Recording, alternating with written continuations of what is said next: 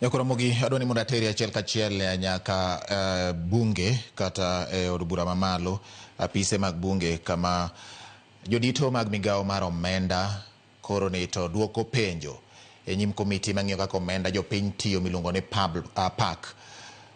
Bang' report mar janon buge omenda mag sirikal kata Auditor General yango ni mbui mar e-Citizen chal ka gima nitiere gwenyruok mag omenda ma ok tin ne bilion 11 mosetimore e mbui mar e-Citizen ma bende tiyo godo kod oganda mathoth manyo chenro mopogore opogore mag piny owacho. Gie kinde ni adwani mondo wadhi achiel kachiel mondo winjane kaka twak ma kamano dhi nyime.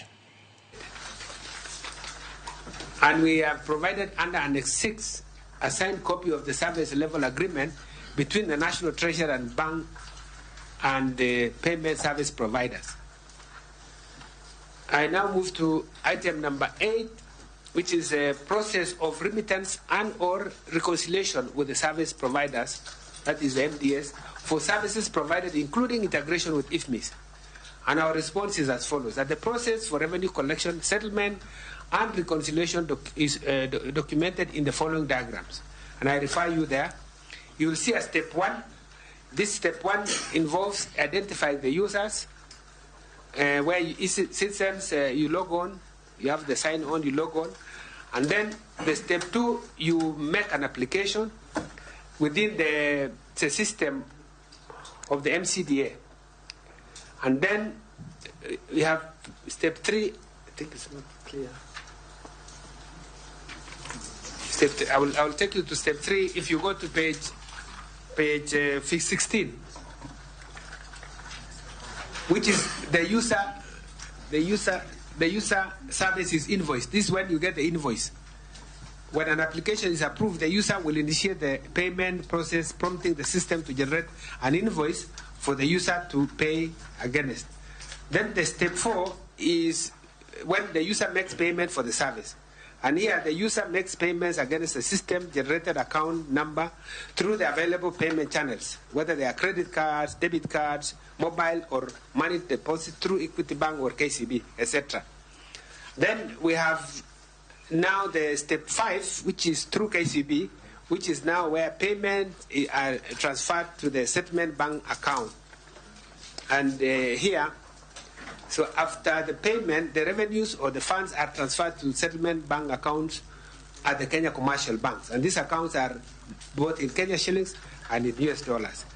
Then step 6 is where you pull payments which are transferred now to the MDS accounts.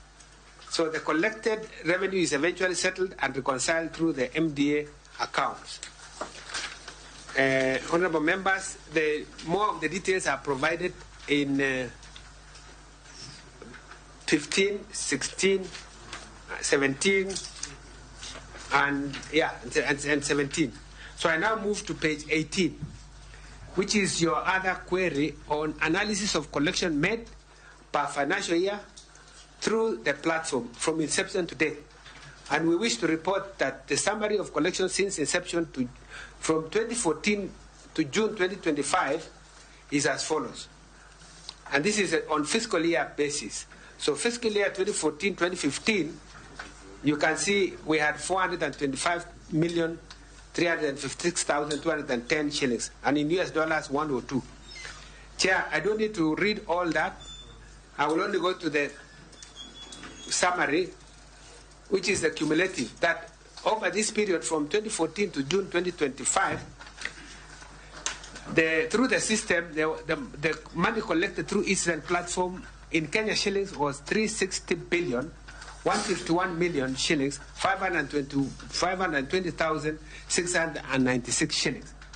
While through the US dollar, a total of 402 million, 744,455 US dollars have been received. The analysis for the collections made per year since inception is attached in Annex number 7 A and Annex number 7 Roman 7 B. You can see all the details in the attachment given. The analysis also indicates collections for each agency. And then I now move to item the item that you sought from us on analysis of all government services onboarded and those not onboarded to the system.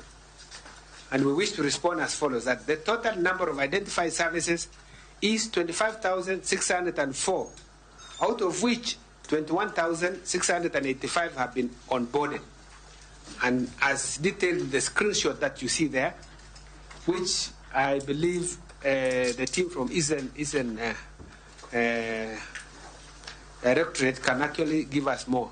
They can expound more on this screenshot.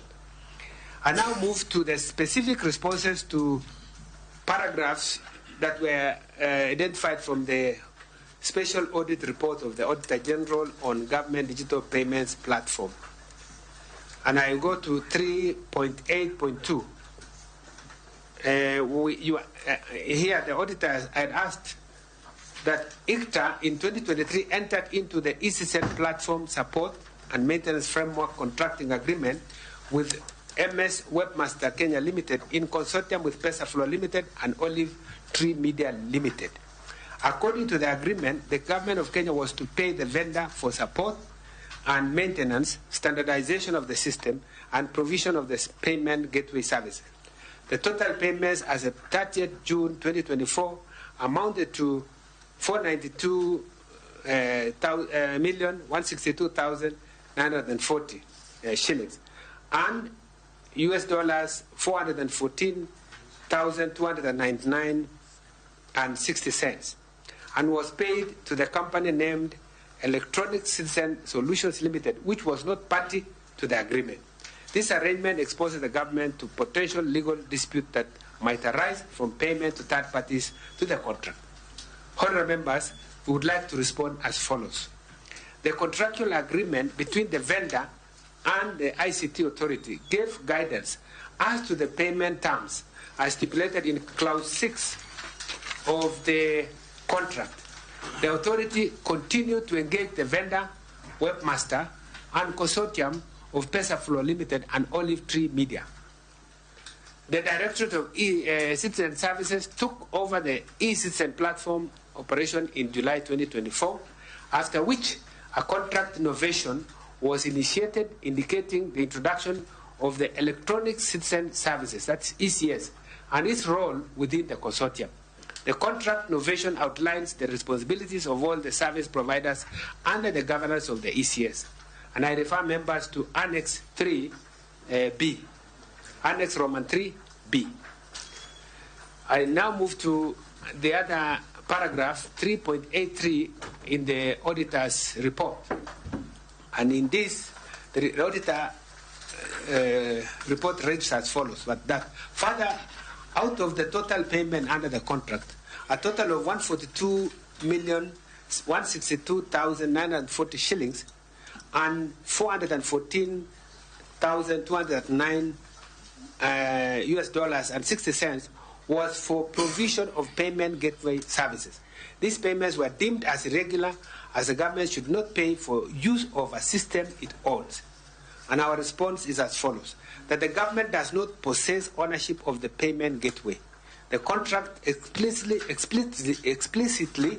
covered the cost of utilizing the payment gateway as a service, and all agreed upon terms were fulfilled. I refer members to Annex 3, Clause 6.1, Roman 3, that focuses on the maintenance and support contract. Item number 386, the auditor report reads as follows, that it was established that the equity bank statements for eCitizen's collection accounts had receipts amounting to 68,719,877 shillings and $48,142, $48,142,844 from an undisclosed account named PesaFlow, as shown in Table 7. This account was not listed among the approved collection accounts by the National Treasury. In this regard, it was used to irregularly collect money. And the table is shown that shows the amounts for fiscal year 2020-21 21-22, fiscal year 22-23, and fiscal year 23-24. Our response is as follows: that the two accounts in Kenya shillings and US dollar were agency accounts opened by PesaFlow at Equity Bank for revenue collections. However, PesaFlow continued to remit the collected revenue to the collection account held at Equity Bank, including the 68,719,877 shillings and 18 cents and 48,142,843 US dollars and 58 US cents mentioned in the table above. When the matter came, a letter was written to Equity Bank Limited requesting the details of the agency accounts and gave instructions to freeze the said account. And we have provided that letter, reference AG/Conf/17/1/7, Volume 2, subsection 50, dated 15 March 2023, and given here as Annex Roman 8. The other question that the auditor asked is on paragraph 3.810, which says all collections paid using pay bill number 22222 were expected to be auto-transferred to the settlement account held at KCB Bank. However, a review of the 22222 pay bill statement revealed that on 25th January 2024, there were 4 transactions made from the pay bill to private entities instead of designated collection account. The 4 transactions amounted to 127,850,950 shillings. Approval and documentation to support this transfer of money directly from the pay bill to private entities were not provided for audit. This is against Article 201 on the principles of public finance that requires public funds to be used in a prudent and responsible way. We wish to respond as follows: that in 2015, Webmaster Kenya Limited entered into a private subcontracting agreement with Gold Rock Limited for the management of revenue, settlement, and reconciliation pertaining to the eCitizen platform. Subsequently, in 2017, the National Treasury assumed the direct responsibility for these functions. Gold Rock Limited consequently initiated legal proceedings contending wrongful termination from its contractual obligations. This legal action resulted in the court ordering freezing of a convenience fee amounting to 127,850,950 shillings held at the Safaricom pay bill number 206, which was later transferred to pay bill 22222 in January 2023. To facilitate the comprehensive onboarding of all government services, the government opted to resolve the litigation out of court. The consent agreement required that the 127,850,950 shillings be remitted to the vendors as final settlement. As per the letter reference AG/CAR/MF/11/17, Volume 2, which is annexed here as Annex IX, that is Roman 9A and Roman 9B. I now move to item number 3.8.11. That's paragraph 3.8.11 in the auditor's report, which says, during the audit, it was noted that in September 2023, the eCitizen platform had 2 PesaFlow payment gateways, which were running in parallel. It was further revealed that the entities that onboarded after the presidential directive from MDS to onboard all government services were hosted in the new payment gateway, while the other were retained the previous gateway. On inquiry, it was established that the National Treasury had not approved development of the new payment gateway. We wish to respond as follows.